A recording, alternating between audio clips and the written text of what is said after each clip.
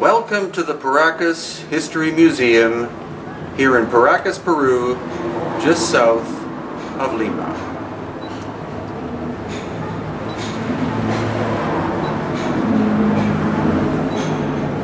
Today I'm going to show you the difference between the Paracas ancient people and other people who have lived in this area.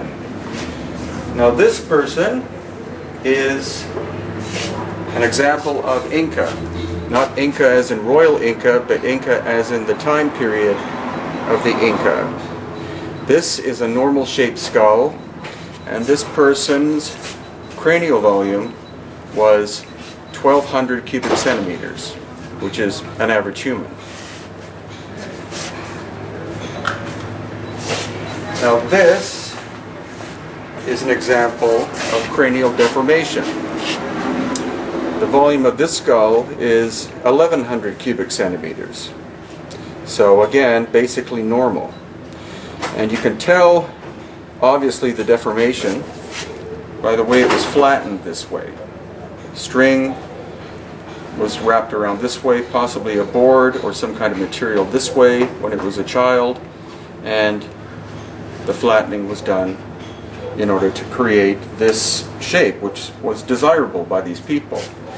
Now, another clue here is you see 3 cranial plates, which is normal. Your skull has that. The frontal, and then the 2 parietal plates. Now, the Inca one has that as well. It's a normal feature in a human being. And then we come to the Paracas. And this skull is very different from the other 2 I've shown you in many different ways.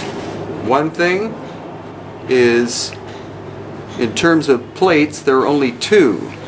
There's 1 frontal and there's 1 parietal. There are not 2 parietals, only 1.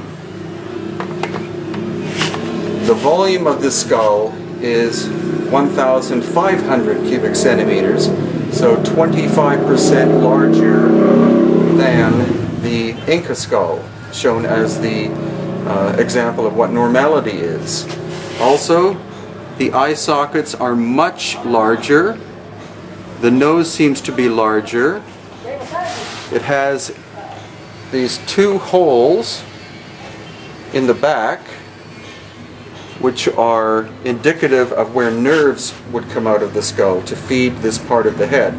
That is not a normal feature in a human being, in a normal human being. Now the shape clearly could have been achieved via deformation in order, because we can see this obvious transformation here. However, it's the volume and the fact that there are hundreds of examples of this. There are actually 5 different kinds, 5 different styles of elongated skulls here in the Paracas History Museum. That could represent 5 different social classes. We don't really know. No one studied this since 1928. But what I really want to do, because there are so many people interested in these skulls, is to slowly rotate it for you so that you can stop and freeze frame it if you want at any given time to have a look. The jaw is also much larger than a normal human being, and there seems to be a genetic tendency to have fewer teeth, especially molars. In some cases there are at least 4 molars missing, other cases 8. And some people have said that that would be the result of a poor diet, which isn't true, because the Paracas area was incredibly productive in terms of producing food, both seafood and also land-based agricultural products. And then this, we see, is an example of where trepanation occurred, brain surgery. Again, something seemingly pioneered by the Paracas and later adopted by people such as the Inca and the Nazca.